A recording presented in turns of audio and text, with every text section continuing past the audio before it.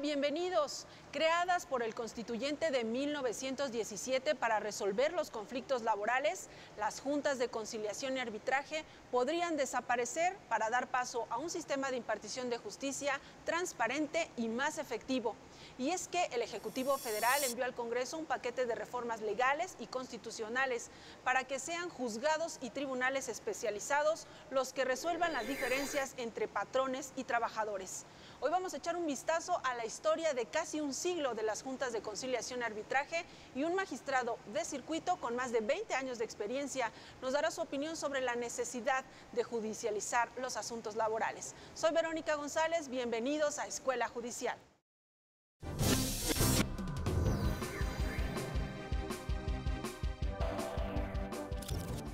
Y para hablar sobre el tema de hoy, invitamos al magistrado Alejandro Sosa Ortiz. Él es integrante del primer tribunal colegiado en materia de trabajo del segundo circuito. Él tiene 25 años de experiencia como impartidor de justicia, fue designado como juez de distrito en 1991 y magistrado de circuito en 1996, y a partir de esa fecha desempeñando el cargo. Bienvenido, magistrado. Muchas gracias, licenciada. Pues para hablar sobre este tema, a mí me gustaría que empezáramos un poco con el contexto, ¿no?, histórico. ¿En qué momento crea el constituyente estas juntas de conciliación y arbitraje? Sí, cómo no, licenciada.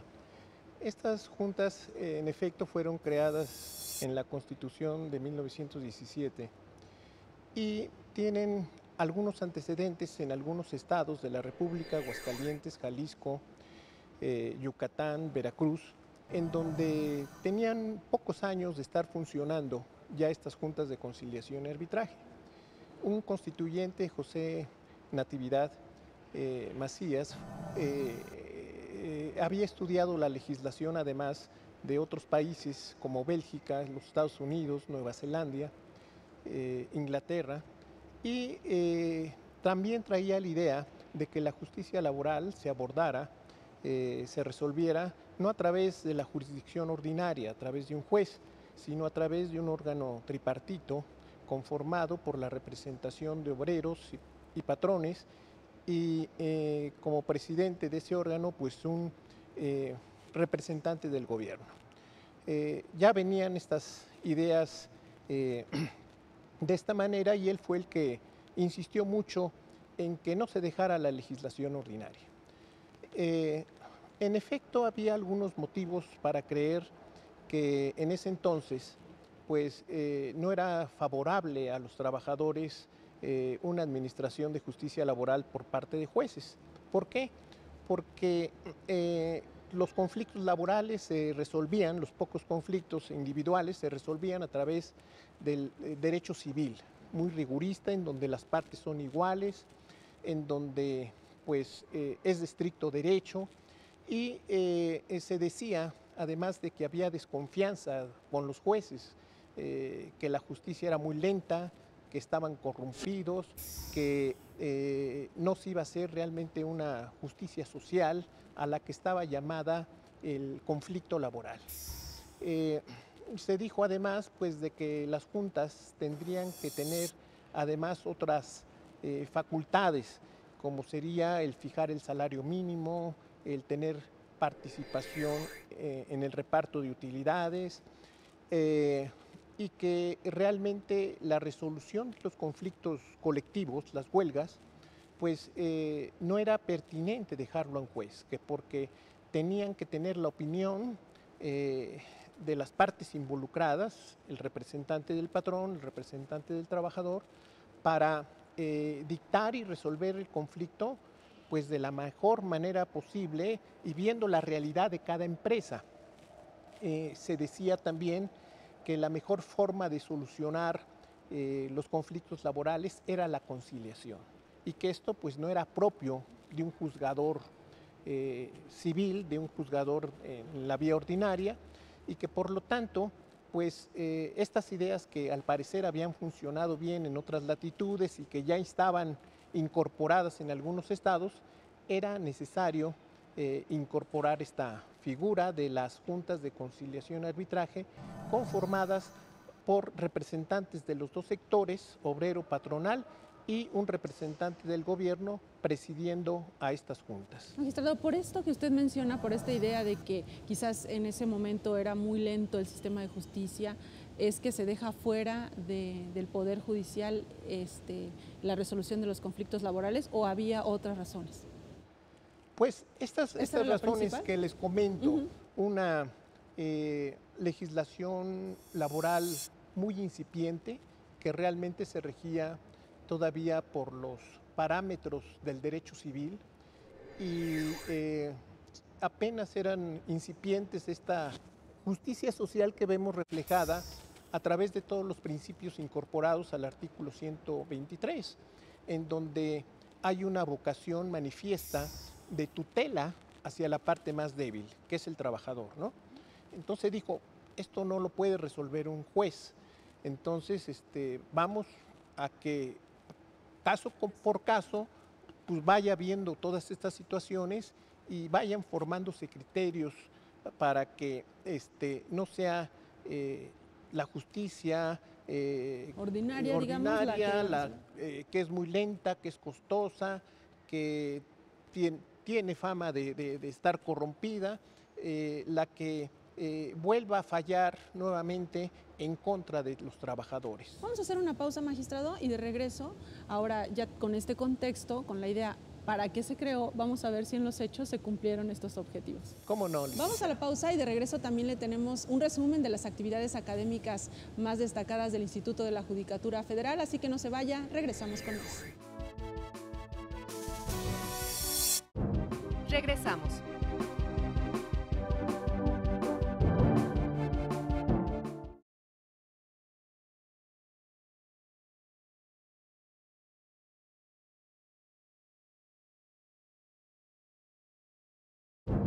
Continuamos.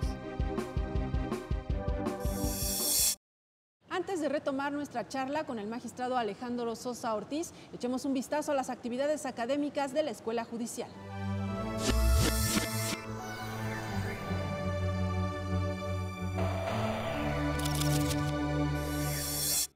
Jornadas de difusión de criterios jurisprudenciales sobre el nuevo sistema de justicia penal. El Consejo de la Judicatura Federal y las Secretarías de la Defensa Nacional y Marina firmaron un convenio de colaboración institucional.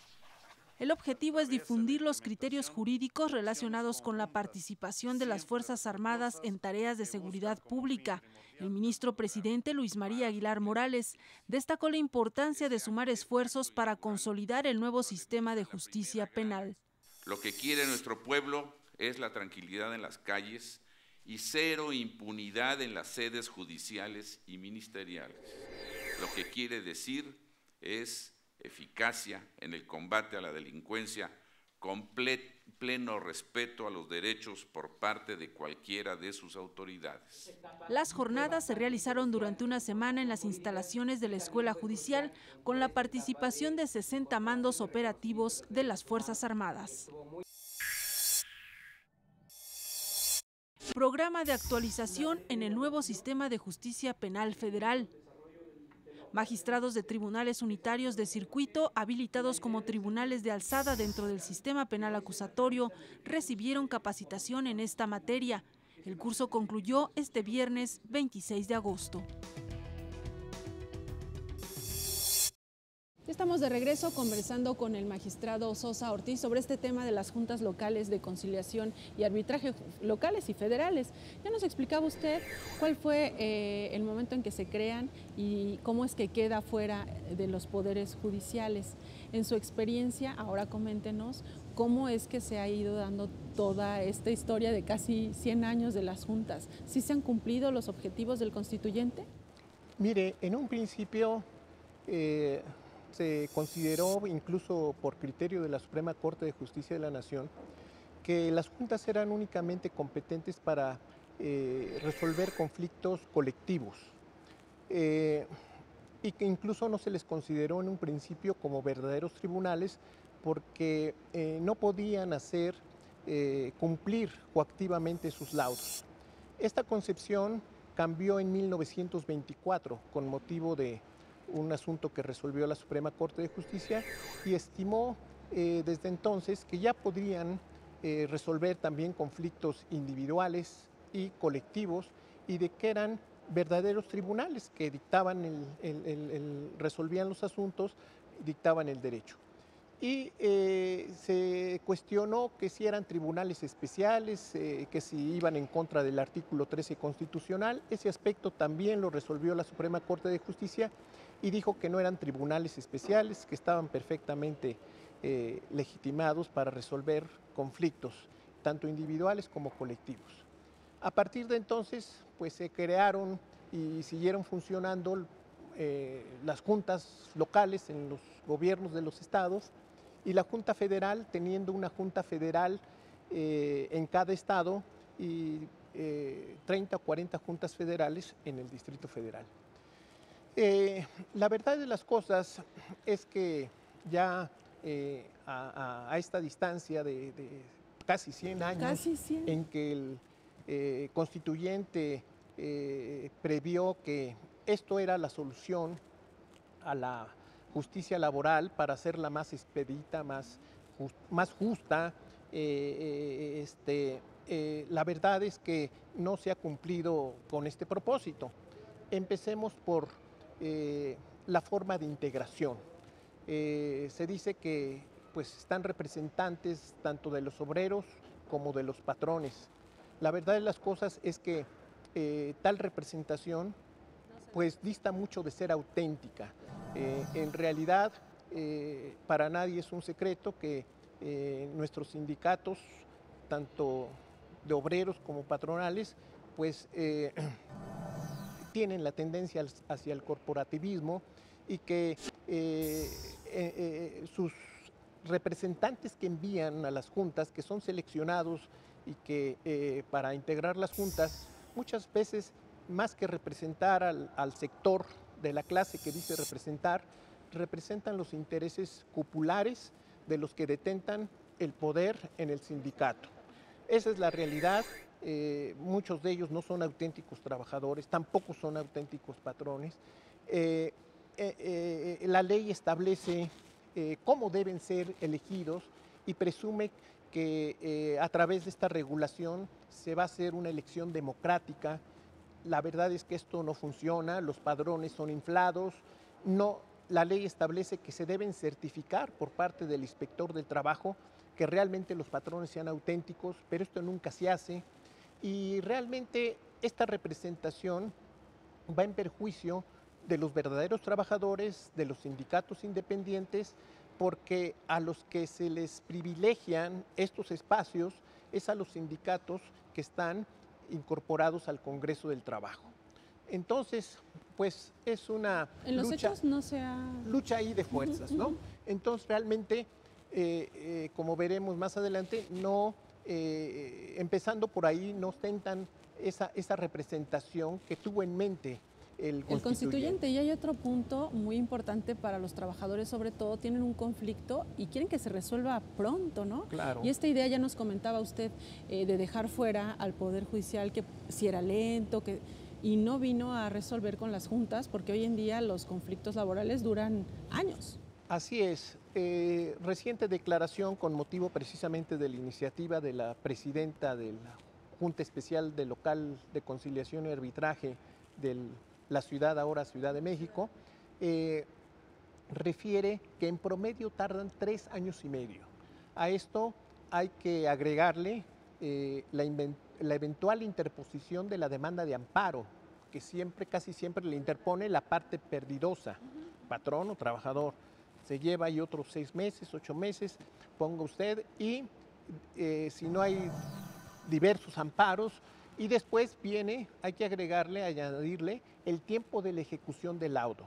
O sea, asumiendo que es un laudo condenatorio, que finalmente ya pasó todo el amparo, que se le negó el amparo al patrón, viene el problema de ejecutar el laudo. Entonces, esto de que iba a ser una justicia más pronta, más expedita, no se ha hecho una realidad. Al contrario, la indicación de que esté conformada por 3 personas la Junta hace mucho más formal y mucho más engorroso el trámite. Aparentemente la aspiración del legislador fue que estuvieran presentes durante el juicio y que al momento de decidir hubiera un debate, una discusión en donde de manera razonada pues cada una de las partes expusiera su punto de vista. Esto no se lleva a cabo. No se lleva a cabo porque los representantes no asisten a las juntas para llevar a cabo las diligencias. La ley de alguna manera ha tratado de salvar esto diciendo, bueno, pues solamente en algunas determinaciones deben estar presentes. Ahí ya empezamos con que no en todas. Y después la propia ley establece, bueno, si están presentes pero no firman, se entiende que están de acuerdo con la determinación. Entonces, ¿qué se hace en la práctica? Pues que, y según criterio de la Corte, basta con que enuncien que están presentes, aunque no vengan firmadas, y que en la realidad no estén presentes, para que todo el juicio se lleve prácticamente en ausencia de los representantes del sector. Y después de todo este tiempo, algunos asuntos finalmente sí llegan a los tribunales. Vamos a hacer una pausa y de regreso hablamos un poco de este tema y las conclusiones que ya nos presentará usted. ¿Cómo no? Vamos a hacer la pausa y de regreso también tenemos un adelanto de los eventos que tiene programados la Escuela Judicial para los próximos días, así que no se vaya, regresamos con más. Regresamos.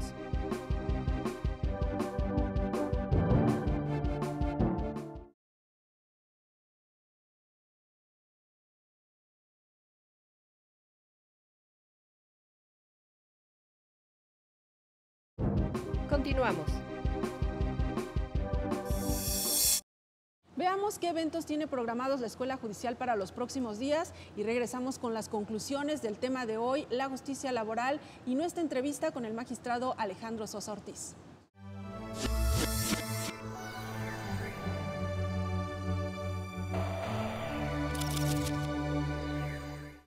Concurso de oposición para la designación de visitadores judiciales B.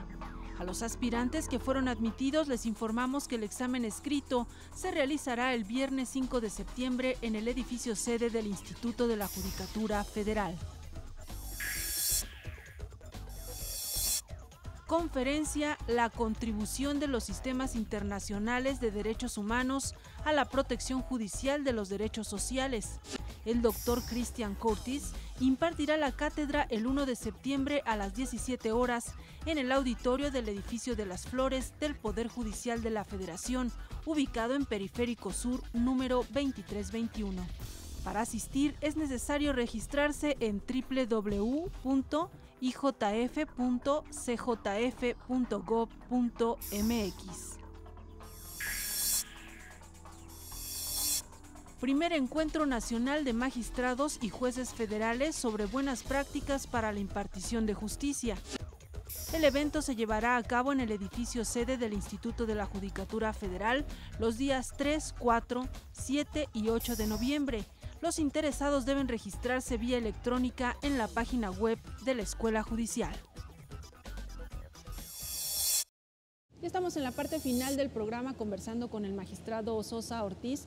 ¿Qué opina sobre esta reforma que envió el Poder Ejecutivo en abril de este 2016 y la idea de desaparecer las juntas de conciliación y arbitraje? Desde luego responde a una aspiración tanto del foro como de la academia. Como le he comentado, pues estos vicios que hemos reseñado pues hacen ya insostenible que siga funcionando, porque realmente funciona con un grado de simulación absurdo. Los representantes no representan, en realidad no se entorpecen la función de resolver los asuntos. Por otro lado, tenemos ya una ley federal del trabajo de 1970 que sufrió una reforma en 1980 y que ya le asigna al patrón muchas cargas probatorias y con ello pretende ya nivelar esa desigualdad que apuntaban los constituyentes, que no se avisoraba en el derecho civil y que por eso no dejaban en manos de los jueces esta situación. Eso, creo yo, ya está bien consolidado con esta reforma, con una nutrida jurisprudencia de la Suprema Corte de Justicia de la Nación que va precisamente en esa dirección de tutelar al trabajador, de nivelar las fuerzas en el proceso, y creo que hoy por hoy ya no hay razón alguna para seguir manteniendo esta simulación. ¿Tendremos una justicia laboral más transparente? Yo creo que sí, y sobre todo se cumpliría con uno de los mandatos de toda justicia, que es tener un juez independiente, autónomo, surgido de una carrera judicial en donde no va a estar gente imprevista que muchas veces nombran los gobernadores por compromisos y por situación. Llega gente muy improvisada que desconoce la materia. Entonces, el hecho de que incorporarlos a los poderes judiciales, pues implica ya que se cumpla con la situación de ser un juez independiente, autónomo, imparcial, ¿verdad? Que goce de la garantía de inamovilidad para que tome sus decisiones sin ninguna presión, y creo que es un buen paso. Si se concreta esta reforma, magistrado, y como usted menciona, se designan jueces especializados, va a haber una tarea fuerte para el Poder Judicial, no solo el federal, sino también el de los estados en materia de capacitación. Sí, desde luego, va a tener que sopesar que las gentes que ingresen a ocupar estos puestos de juzgadores o magistrados laborales deberán tener pues una capacidad probada y una capacitación, y en esa función pues el instituto desde luego juega un papel importantísimo, ¿no? Para que esos juzgadores no sean ya fruto de la improvisación, del dedazo, y que se traiga consigo una justicia pues imparcial. Y aquí la garantía sería, como usted mencionó, la carrera judicial, ¿no? Así es, no hay que perder de vista que tendrá los presupuestos que asignarle una cantidad importante, porque también hay que decirlo en justicia, hay muchas juntas laborales que trabajan con ahínco, con esmero, con vocación, pero que los presupuestos que les son asignados son exiguos. Entonces, por más esfuerzo que realice el personal, no logran sacar adelante el trabajo con prontitud. Si no se asigna un presupuesto suficiente y en proporción a las cargas de trabajo que cada uno de los poderes judiciales va a tomar consigo con motivo de esta reforma, pues simplemente va a ser pasar las manos el rezago de unas manos a otras y continuar de manera igual. Bien, pues magistrado Alejandro Sosa Ortiz, un placer haberlo tenido aquí en el programa, y le vamos a dar seguimiento en cuando se concrete esta reforma. Lo estaremos invitando para ver cómo sigue esto de la justicia laboral. ¿Cómo no? Muchas gracias. Muchas gracias. Gracias a usted también por su atención. A nombre del equipo de producción, le recuerdo que lo esperamos la próxima semana con más de las actividades de la Escuela Judicial. Mientras tanto, quédese en la señal del canal judicial.